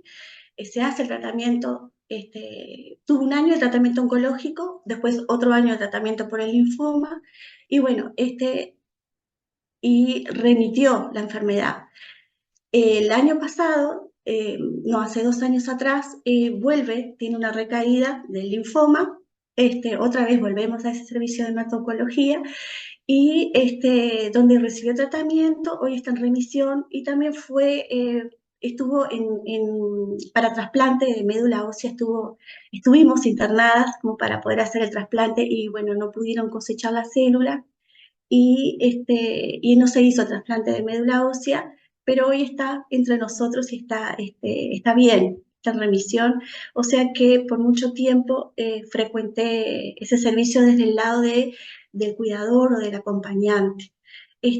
Pero a su vez, yo me había olvidado también de comentarle a Ana que yo tengo una enfermedad inmunológica, y recibo una medicación cada 2 meses que también me la hago en el hospital de día de hematología.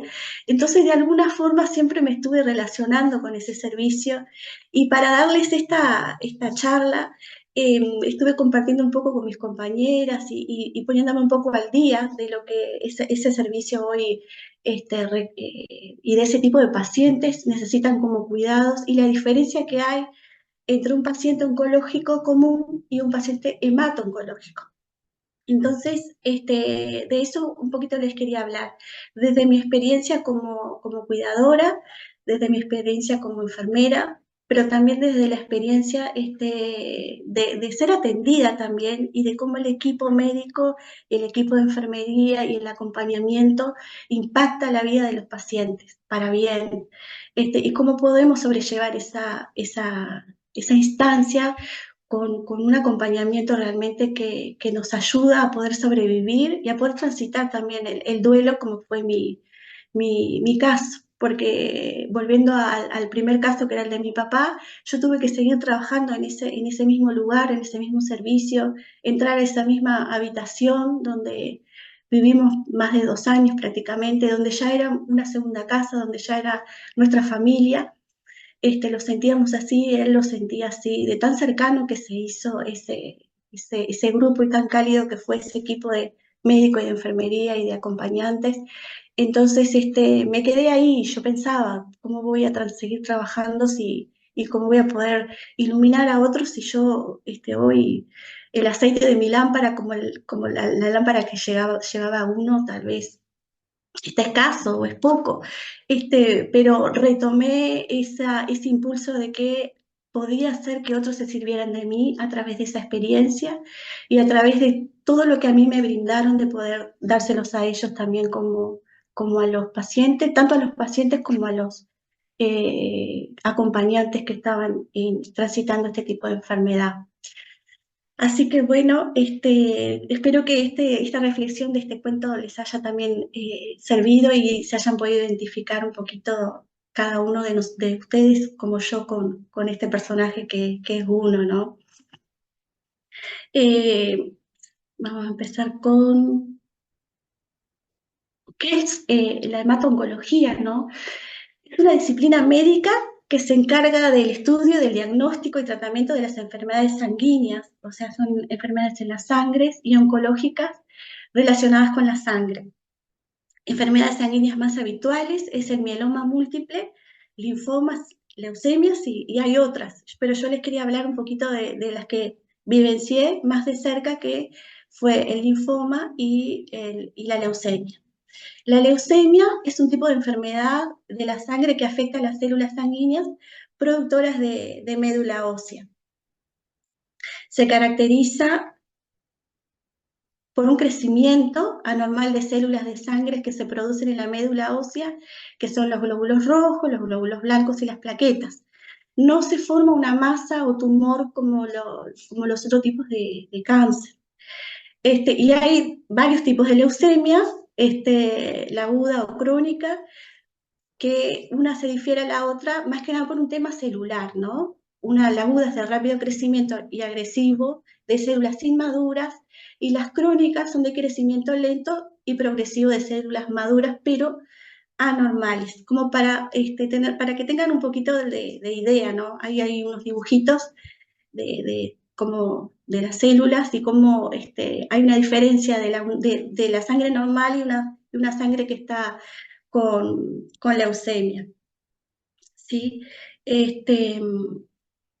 Los síntomas de esta enfermedad empiezan con fatiga, debilidad, pérdida de peso, infecciones frecuentes, sangrados o hematomas de fácil producción y aparición de anemia. Yo les voy a ir, a medida que les voy contando un poquito de esta enfermedad, tal vez le dé un ejemplo por ejemplo, en el ejemplo de mi papá, era una persona que trabajaba en el campo, una persona de 1,85 m, unos 90 kilos, atlético, ágil, ya saben lo que es trabajar en el campo, lo que se requiere, ¿no? Como esfuerzo físico, pero de un momento a otro empezó como a sentirse cansado, fatigado, tenía muchas sudoraciones nocturnas, lo estaban tratando por un dolor muscular, bueno, ahí empezaron a tratarlo con diclofenac, algunas inyecciones, ese dolor no cedía, pero lo que más nos llamaba la atención era que adelgazaba rápidamente, ¿no? Y de ser una persona totalmente ágil y enérgico, pasó a ser una persona que se cansaba de salir de dar unos pasos, una fatiga realmente agudizada. Son muy vulnerables con el tema de las infecciones y bueno, los hematomas o sangrados de fácil producción son por el tema de que esas plaquetas están afectadas y son las que producen la coagulación de la sangre. Y la aparición de la anemia es porque también esas células, que son los glóbulos rojos, también están siendo atacados, por eso aparece ese síntoma también. Los tratamientos para este tipo de enfermedad, la quimioterapia, la radioterapia, trasplante de médula ósea, si está en oportunidad, ¿verdad? Terapias con otros medicamentos y reposición de sangre mediante la transfusión. Este tipo de pacientes necesitan tener algo que no es menor, donantes de sangre, porque lo van a requerir, donantes de sangre, donantes de plaqueta. Lo más difícil muchas veces es conseguir plaquetas, por eso una vez que tal vez les toque o no estar cuidando a este tipo de paciente, es un problema para el paciente, para el cuidador, estar, aparte de su tratamiento y lo que lleva el tratamiento en sí, la internación y todo lo demás, estar buscando donantes. Entonces, alguien nomás que pueda auxiliarlo, como decir, no, yo me encargo de buscarte donantes, dame tus datos, es muy facilitador para la persona, ¿no? Que alguien se está ocupando de esto. Parece algo simple, pero es algo muy importante tenerlo en cuenta, ¿no? El tema de las transfusiones, porque lo requieren y lo requieren con frecuencia.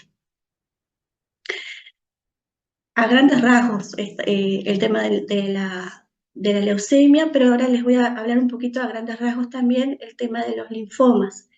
Después voy a tratar un poquito de los cuidados y de los aislamientos de este tipo de pacientes. Bueno, el linfoma es un tipo de cáncer que se origina en el sistema linfático, que forma parte también del sistema inmunitario, afectando principalmente a los linfocitos, que son un tipo de glóbulos blancos. Aparece en los ganglios linfáticos, el vaso, la médula ósea y otros órganos. vez escuchen nombrar alguna vez, en alguna oportunidad, este, tengo linfoma Hodgkin o tengo linfoma no Hodgkin. Yo al principio también no tenía muy claro qué era, pero también es un tema de cómo se presenta la enfermedad y los tipos de células. No es que lo tengamos que saber, pero a veces nos suenan raras esas palabras, ¿no? Así que el Hodgkin presenta células que son linfocitos grandes y anormales, y son frecuentemente, se da en adultos jóvenes, y el linfoma no Hodgkin abarca un grupo de linfomas que varían en agresividad y respuesta al tratamiento, y es más frecuente en adultos mayores. En ese caso, mi mamá tuvo y ahora está en remisión el linfoma no Hodgkin. Depende también del tipo de linfoma, el tipo de tratamiento. Los síntomas de esta enfermedad es hinchazón indolora de ganglios linfáticos, especialmente del cuello. A veces aparecen como algunos bultitos o esta zona como aumentada, especialmente y en la ingle también y debajo de la axila. Aparecen como aumentado, pero no duele, no tiene dolor. Bueno, una fatiga persistente, pérdida de peso, también inexplicable, fiebre y sudoración nocturna, dificultad para respirar, tos si están inflamados los ganglios del pecho, si están agrandados. Ahí a veces presentan dificultad para respirar y algunos otros síntomas. Dolor o hinchazón abdominal en caso de que esté en el vaso. Los tratamientos también son de quimioterapia, inmunoterapia, radioterapia en etapa temprana y trasplante de células madres o médula ósea en linfomas agresivos. No sé si hasta acá está quedando un poquito claro o alguna pregunta que quieran hacer. Seguimos entonces. Clarito, clarito. Sí, Gracias, Lili. o Ana, tú corregime. No, no, está hermoso, ¿no? Sigue adelante. Estaba viendo escribiendo para que se anotar si tienen personas o conocidos o familiares que hayan tenido estas afecciones. ¿Qué importa de acá? Ir viendo ese tipo de pacientes y las necesidades, ¿no? A través de lo que está diciendo Leticia, vamos sacando nuestras conclusiones y madurando ese tipo de problemáticas de estos pacientes. Y también cómo cuando se dan reiteradas las problemáticas, que eso a veces se ve y complejiza bastante la ayuda de las familias porque el impacto y todo, entonces eso es otra vulnerabilidad que tuvo Leticia y que la superó seguramente con todo el apoyo del equipo, ¿no? De su propia familia. Bueno, pero muy bonito y muy bueno, sí, es muy claro. Gracias. Las características del tratamiento. Bueno, en este tipo de pacientes, de este tipo de cáncer se realiza la quimioterapia a altas dosis. Yo estuve averiguando con unas compañeras que trabajan hospital de día oncología, hospital de día de hemato-oncología, y hay una diferencia un poco en el tratamiento en eso, que la quimioterapia son de altas dosis, y con frecuencia, casi seguro que sí, se coloca una vía central que se llama portacat para poder realizar ese tipo de quimioterapia, porque el que se realiza por vena sería muy nocivo, ¿no? Por vía periférica. Por eso se le coloca ese dispositivo, tal vez ustedes lo han visto o vean en algún momento, que es por debajo de la piel. No se ve nada más que ahí se ve en el dibujito, es como un botoncito que va debajo de la piel, se lleva a bloque quirúrgico, se le pone ese implante, digamos, queda debajo de la piel como un bolsillito y es donde se funciona para que lleve la medicación. Y es de larga duración, dura más o menos 2 años. El de mi madre le duró 6, bien cuidado. O sea que lo que se evita es que sean multifuncionados, o sea que no sean funcionados constantemente y que todos lo reciban por ahí. pero estos tratamientos, pero este portacal, este dispositivo, solamente lo manipula el personal de hemato-oncología. Si este paciente da una sala común o ingresa por otro tema que seguramente siempre se los deriva a este mismo servicio, por el riesgo de infecciones que tienen, solamente lo puede manipular el personal de hemato-oncología. Queda después que se le pasa la medicación, se lava y queda una vez debajo, se le saca la aguja y queda el botoncito limpio, sin otro, digamos, nada hacia afuera, nada externo, que se pueda manipular. Eh, Estos tratamientos requieren aislamientos rigurosos. Esto es otra de las características de este tipo de pacientes, porque son pacientes inmunodeprimidos, ya que a partir del cuarto, sexto día que ellos reciben la quimioterapia, hay un descenso grande del sistema inmunitario, pudiendo llegar a una aplasia. La aplasia es cuando hay un descenso de valores de todas las células de la sangre. A veces llegan a un cero realmente. No hay células, ni glóbulos blancos, ni escasos glóbulos rojos, escasas plaquetas. Entonces, están en un aislamiento que ahora yo les voy a comentar un poquito. ¿Para qué están en un aislamiento? Para evitar infecciones. Porque un paciente inmunodeprimido es muy, pero muy altamente vulnerable.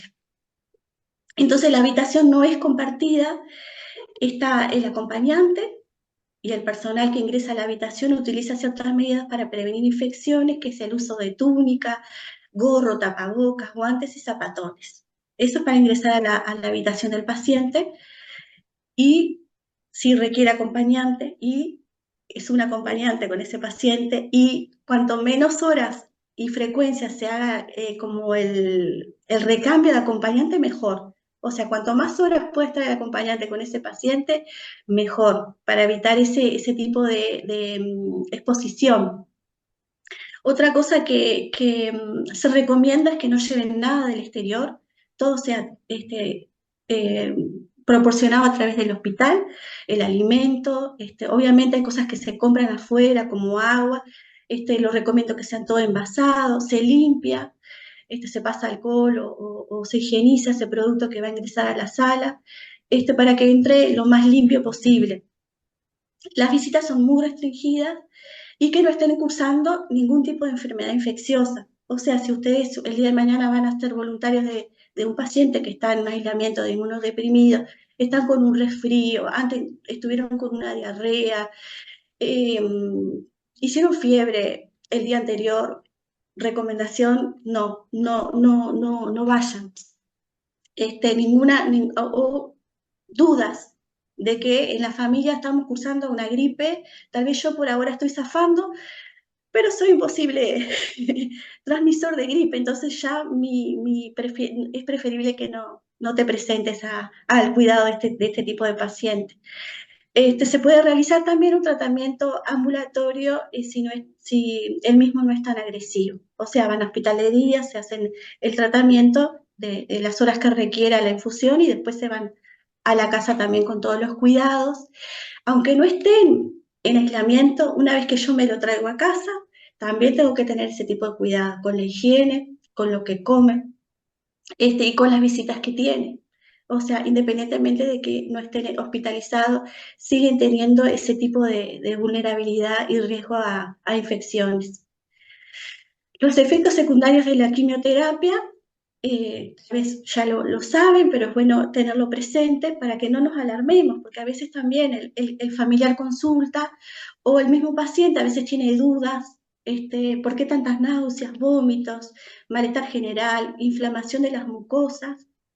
Una de las primeras cosas que empiezan a ellos a decir y a contar es la pérdida de la sensibilidad que empiezan a tener en la boca, empiezan a aparecer aftas, a doler, porque como las células de las mucosas son las que son primero, es la primera barrera, digamos, y es la que primero la que se nota más la afección a primera vista. Y entonces sufren mucho como para comer, que comen, que no comen, que después más adelante se los voy a compartir un poquito más. La caída del cabello, alteración del sistema inmunológico, como ya habíamos hablado, que hay un descenso de la producción de células, la alteración del sistema digestivo, diarrea, pueden tener constipación, alteración del sistema musculoesquelético y circulatorio, los cambios en la piel también, resequedad, enrojecimiento y sensibilidad a la luz. Los cuidados de este tipo de pacientes. Bueno, vigilar los signos de infección y temperatura, control de temperatura siempre. Si van a un domicilio y ves que está como achuchadito, que tiene un poquito de frío, o que cambia de color, o sudoroso, hay un termómetro, bueno, vamos a controlar la temperatura. Y si está con temperatura, cualquier signo que vean que puede, de estas que vamos a mencionar, que sean significativos, avisar, ¿verdad?, al lugar donde se atiende, o decirle al familiar o al acompañante, me parece que tenemos que avisar que estás teniendo fiebre y algunas otras cosas que pueden ir surgiendo una vez que están dados de alta. Control de higiene general, bueno, el lavado de manos siempre, antes, durante, después, es como el pan diario, ¿no? El lavado de manos tiene que estar bien presente. La nutrición se recomienda alimentos cocidos y no procesados, por mismo de prevenir los riesgos de diarreas o infecciones a través de los alimentos. Bueno, la ingesta de agua y ricos en fibra, evaluación del dolor, y la higiene bucal, como hablamos, que las mucosas son dañadas, no se realiza en cepillado común, como lo hacemos todos, sino que se usan ciertos tópicos y medicación que ayuda a higienizar, que tal vez también alivia, pero evita se evita el cepillado por las lesiones de las mucosas, porque se pueden lesionar fácilmente. Y pueden sangrar inclusive, y favorecer los periodos de actividad y descanso dentro de la habitación, ya que tienen un aislamiento bastante prolongado dentro de sus tratamientos. Cambios de posición, bueno, evitamos o evitan las funciones innecesarias, favorecer la imagen corporal, a veces se fomenta eso al uso, si lo requieren, si quieren, del gorro, la peluca y los pañuelos. Explicarles también que el tratamiento genera estos cambios, aparte de los cambios físicos, el deterioro físico, los cambios que generan a través del tratamiento y de la quimioterapia. Como están también aislados por mucho tiempo, bueno, implementar algún tipo de actividad recreativa para que les sea un poquito más llevadero. Hay pacientes que les gusta jugar a las cartas, o leer, o mirar televisión, o tejer, y bueno, tener un poquito de creatividad dentro de esa habitación para que se le pueda hacer un poco más placentero su tratamiento, digamos, ¿no? Prevenir riesgos de infecciones, que ya lo habíamos hablado, y algo importante también es prevenir caídas y golpes, porque como tienen ese descenso de plaquetas, son de fácil producción de hematomas, y evitar sangrados también, ¿no? Y el cuidado de la piel como también una barrera protectora para que esa piel permanezca sana, saludable, y no un mínimo corte o golpe pueda producir una infección, porque cualquier tipo de infección para ellos es evitar cualquier tipo de infección para ese tipo de pacientes es primordial. Bueno, el acompañamiento, eso que hablabas hoy, Pierina, identificar esas señales físicas, pero también emocionales, espirituales, psicológicas y sociales. Ya como de por sí tienen múltiples internaciones y múltiples aislamientos, y quimioterapias muy agresivas. Este tipo de pacientes suelen deprimirse, obviamente emocionalmente, también un agotamiento, tanto para ellos como para nosotros como familiares, porque comienza ese periodo de temor, de incertidumbre, de dolor, de confusión, y muchas veces durante la enfermedad se produce el duelo. no esa persona que era vital, que trabajaba, que madrugaba, era el que proveía para el hogar.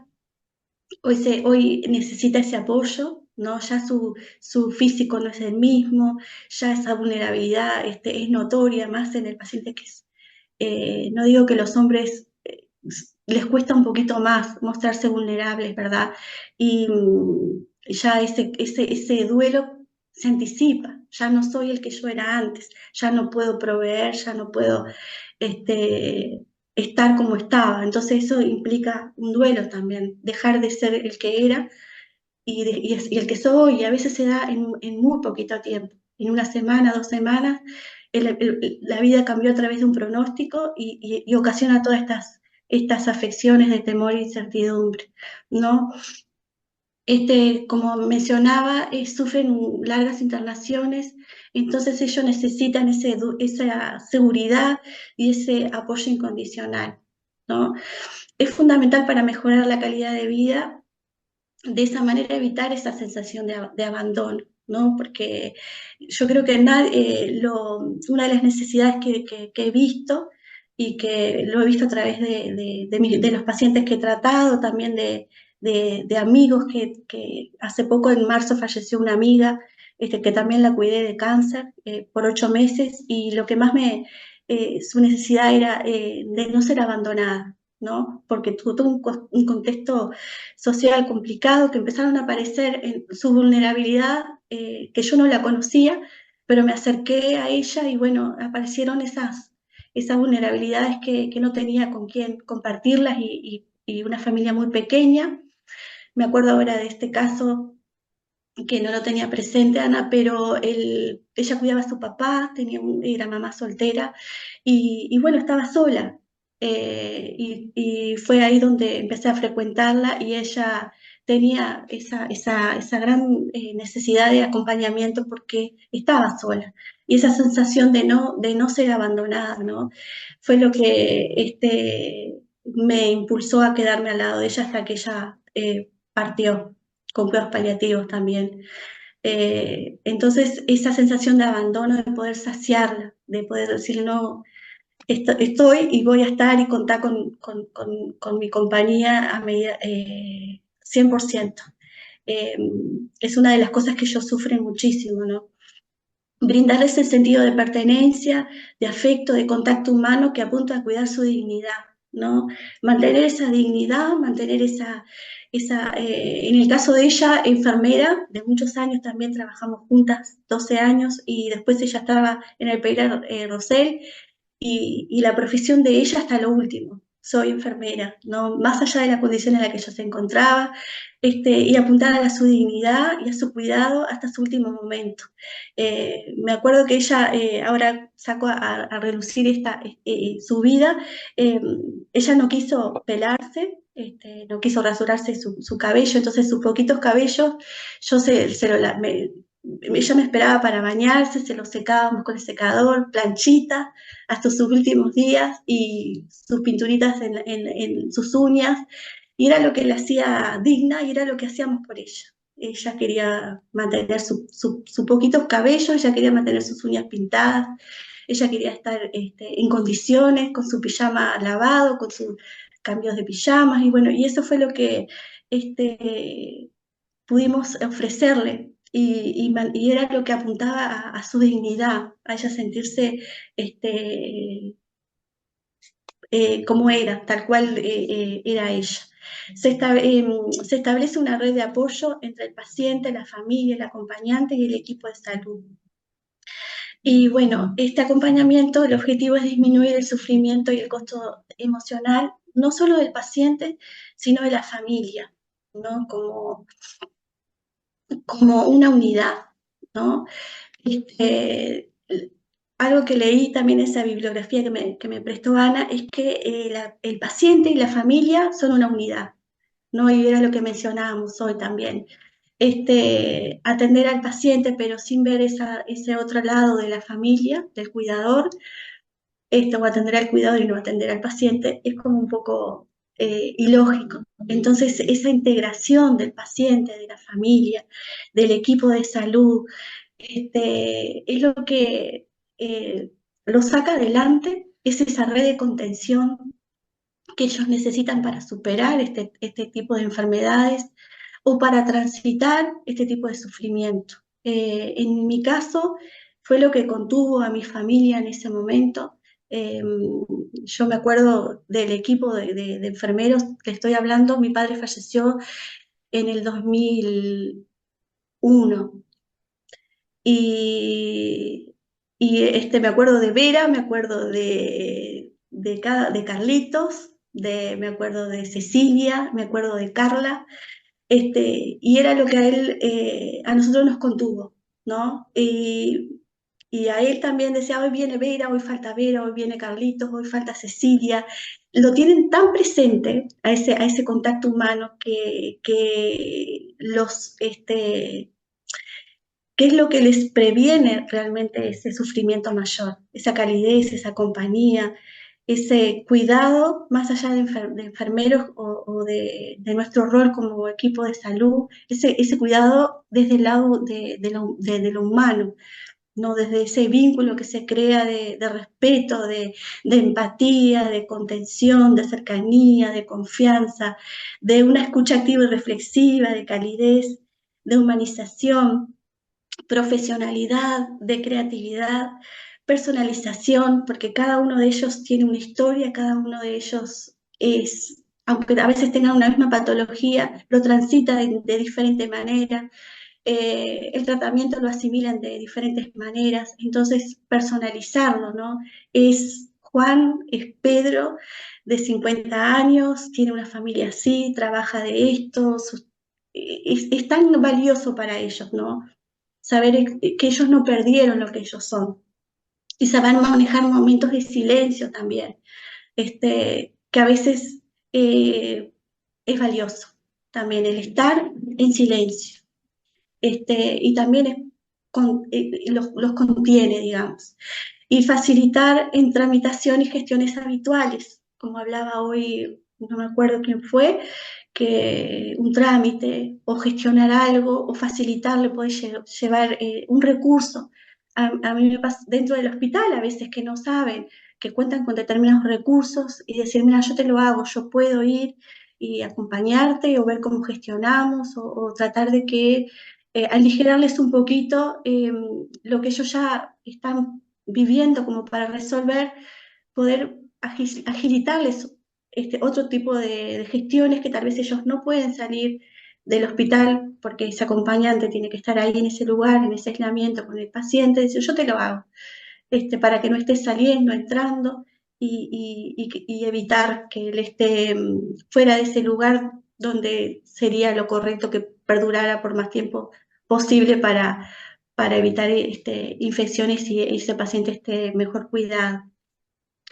Eh, Creo que dije todo.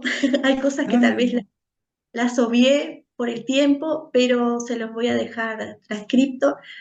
Pero más que nada quería finalizar con unas preguntitas a través de este cuento que leímos al principio de Uno. Y tengo otras preguntas para que se las lleven y reflexionen sobre eso, ¿no? Ofrece mi estilo relacional luz para... ahí no lo El veo yo. corazón, luz para el corazón de quien busca su Su camino en medio del sufrimiento, ilumino a alguien con algún recurso, característica que me pertenece. ¿Es luminoso para el corazón ajeno mi presencia? Yo creo que sí, que Qué creo que, hermoso, vos. Qué que estamos, bueno. Impresionante. estamos acá porque creemos que somos luz para el camino de alguien. Y ojalá que podamos tener esa lámpara siempre encendida. Puede llegar momentos que el aceite puede escasear, a mí me pasó, pero bueno, seguimos en el camino intentando de poder sobrellevar y ayudar a otros de la mejor manera. Así que bueno, gracias por la oportunidad y espero que les haya sido de agrado. Felicitaciones y muchas gracias sobre todo por la rica presentación que vincula lo vivencial, personal, con nuestra experiencia profesional, ¿no? Porque en realidad somos uno y eh, importa todo, ¿no? Porque cuando tuvimos una vivencia tan importante, es decir, como que en la vida, Leticia le dio una vivencia personal en salud y enfermedad y un entorno donde en el que desarrolló su profesión, pero también fue su lugar de sanación, ¿no? Es súper rica esa experiencia, me pareció maravillosa, por eso la trajimos para compartirla. Y muchos de ustedes han contado historias similares. Lo interesante es cómo yo empiezo a unir, cómo eso nos motiva a dar, ¿no? A compartir, a ayudar, o de distintas maneras, como a uno, ¿no? Una luz para nosotros. Bueno, pero más importante es escucharlos, esas preguntas que puso Leticia. ¿Alguien quiere decir algo sobre ella? Comunicar, compartir, o sobre todo lo que dijo, ¿no? Pero las preguntas parecen muy, muy lindas, muy inspiradoras para compartir. Bueno, si no se animan ahora, lo pueden hacer en el grupo de WhatsApp. Este, ese también es un lugar para comunicarnos y seguir conociéndonos a todos los que se presentaron. Y como decía Ana, les estamos conociendo y es precioso como también se están acercando a este curso también por vivencias, ¿no? Y por aquello que han experimentado. Bueno, Excelente, muchas gracias Leticia, muchas gracias Pierina, la verdad que disfrutamos escucharlas, es un privilegio tenerlas, realmente es tremendo como cada Jimena, uno de nuestro lugar podemos dar. Y creo quién que me habla, Claudia vale. había prendido su micro y se lo silencié sin querer. Tenemos un ratito, ya estamos en la hora, pero sí, dale, contá. ¿Querías comentar algo, Claudia? No, ¿Cortito?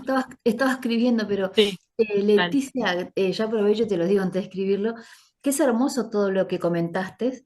Creo que todos los voluntarios somos un poquito de luz para quien nos necesite y también hacia nosotros, ¿no? Pero me quedé encantada de escucharte, la verdad que ya hasta ahora estoy con un poco de sueño, imagino que todos y cansados, pero es hermoso lo que contaste desde una vivencia personal, que eso te fortaleció y hoy sos parte de un equipo de salud donde sigue ayudando a otras personas. La verdad que me identifiqué, te diré, con la gran mayoría de cosas que dijiste, cómo lo dijiste, te felicito. Te estabas por escribir eso y dije, qué hermoso para cerrar la noche de uno cansado y escuchar tan lindo y cómo lo contó que fue, llegó como dulzura a los oídos. La verdad que quiero ah, felicitarla nada más. Gracias. Muchas gracias. gracias, Claudia. Sí, eso mismo. En tus palabras creo que la mayoría estamos de acuerdo, que fue Sí, precioso, precioso. Nos vamos, Ye. resumiste, resumiste muy bien, muy lindo. Muchas gracias, Claudia. Muchas Gracias a gracias. todos por Ujú. haber permanecido, por haber compartido.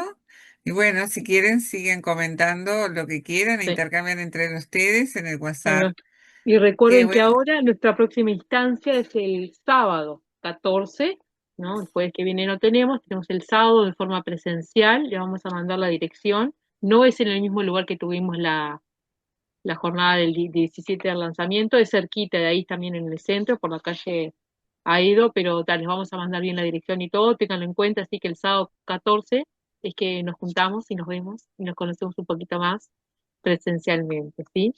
Y bueno, cualquier cosa, cualquier duda, sepan que estamos a las órdenes, para ayudarles, para servirles, si algo no entienden, cuenten con nosotros. Así que bueno, muchas gracias, como dijo Ana, a todos y a todas, que tengan Sábado. un buen descanso, buena semana y nos vemos, nos reencontramos entonces el sábado. Vamos a estar